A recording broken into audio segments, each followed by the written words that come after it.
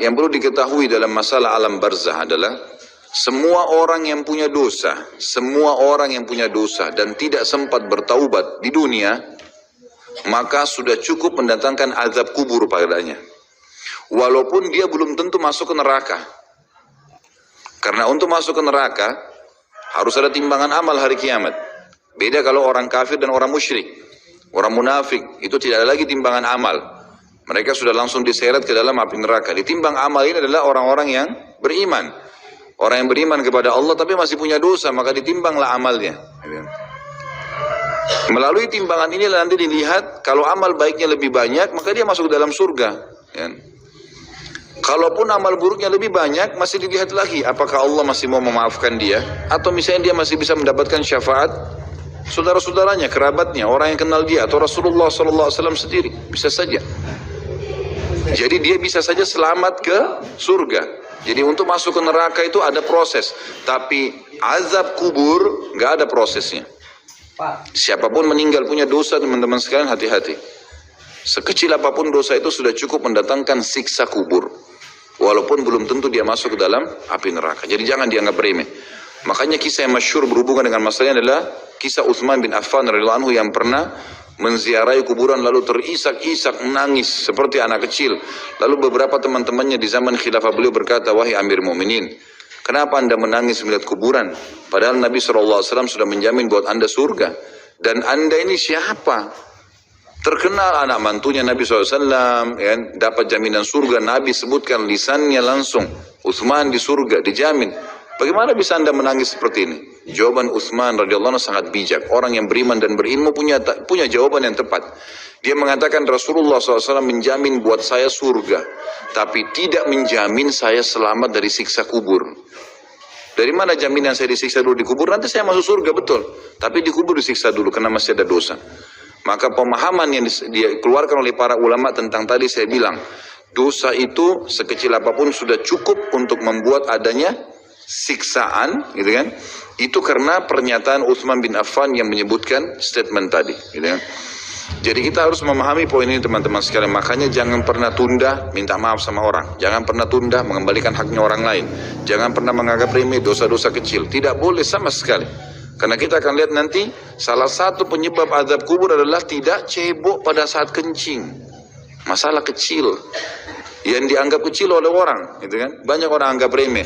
Maaf, banyak saudara-saudara kita yang membawa taksi, kendaraan umum di luar sana, kemudian kadang-kadang kita lihat di pinggir jalan kebelet kencing, main mampir sembarangan saja, ya, kencing sembarangan, tidak membersihkan dirinya. Ini berbahaya, penyebab azab kubur. Kata ulama, kalau kencing saja itu sudah menjadi penyebab, bagaimana dengan buang air besar?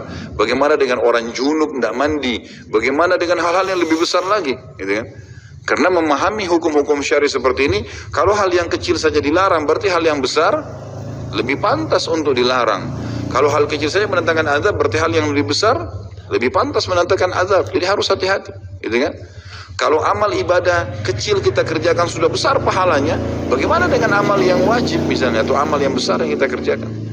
Kalau umroh fadilahnya besar, berarti haji lebih besar.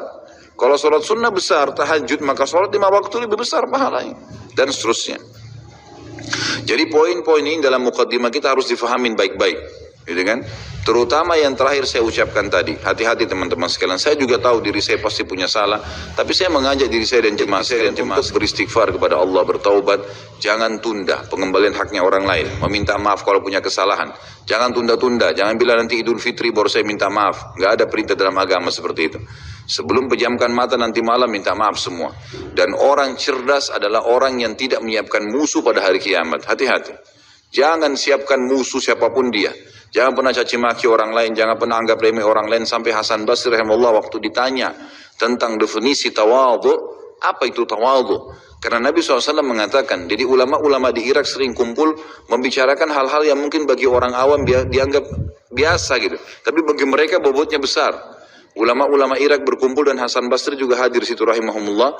Lalu mereka berkata, malam ini kita diskusikan tentang definisi tawadhu. Karena Nabi SAW mengatakan, man tawadhu lillahi rafa'ahullah. Dalam hadis sahih riwayat Imam Ahmad dan Abu Daud. Siapa yang bertawadhu kepada Allah, merendah karena Allah, Allah akan angkat derajatnya.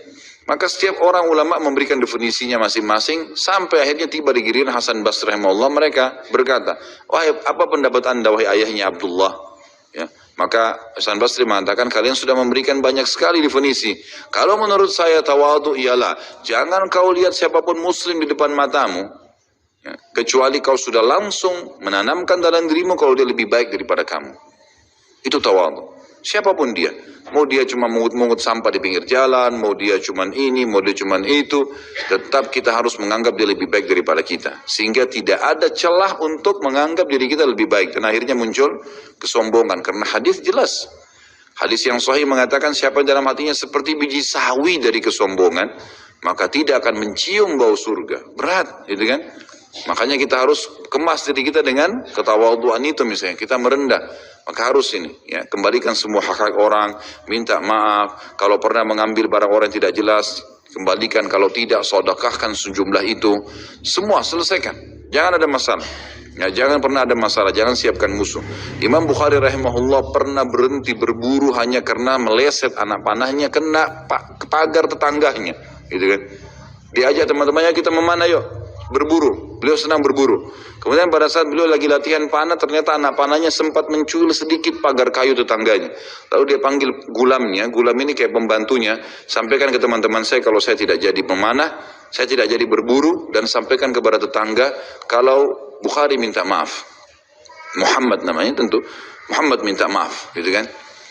Sampaikan dan siap mengganti pagar yang rusak itu. Begitu pembantunya Imam Bukhari datang ke tetangga tersebut lalu berkata, ya, Syekh Imam Bukhari menyampaikan maaf karena pagarnya tercuil diperlihatkan. Lalu tetangganya tersenyum dan berkata, jangankan pagar saya, rumah saya semua buat Imam Bukhari. Saya tidak perhitungan dengan masalah itu. Waktu pembantunya Imam Bukhari kembali ke rumahnya, apa yang terjadi? Lihat orang soleh dan orang beriman, tahu dan yakin dengan adanya siksa dan azab kubur, tahu ada akhirat dan hisab. Maka apa yang terjadi? Imam Bukhari sujud syukur kepada Allah, kemudian bersedekah sekian ribu dirham, hanya karena tidak jadi ada musuh dari tetangga yang dia cuilkan pagarnya. Coba teman-teman, berapa banyak sendal yang antum injak? Hah? Berapa banyak air yang kepercik kena orang lain? Berapa banyak ini, berapa banyak itu? Berapa banyak yang kita anggap remeh mengambil karena teman punya dan seterusnya. Ini hati-hati. Jangan siapkan musuh hari kiamat. Azab kubur datang kepada siapapun yang masih punya dosa. Dan dosa ada hubungannya dengan Allah subhanahu wa ta'ala, ada hubungannya dengan makhluk. Kalau berhubungan dengan Allah azza wa jalla, kita bertaubat kepada Allah. Allah maha pemurah. Dia akan terima taubat hamba-hambanya asal ikhlas. Tapi dengan makhluk nggak bisa. Mencuri, menggunjing, memfitnah, ya, mengambil, memakan, ya, merusak namanya orang lain. Ini nggak boleh. Ini harus selain taubat kepada Allah, meminta maaf kepada orangnya. Nah, ini tidak boleh ditunda ini. Nggak ada gengsi di sini. Jadi ini manfaat yang sangat besar dalam mukaddimah pembahasan masalah azab kubur.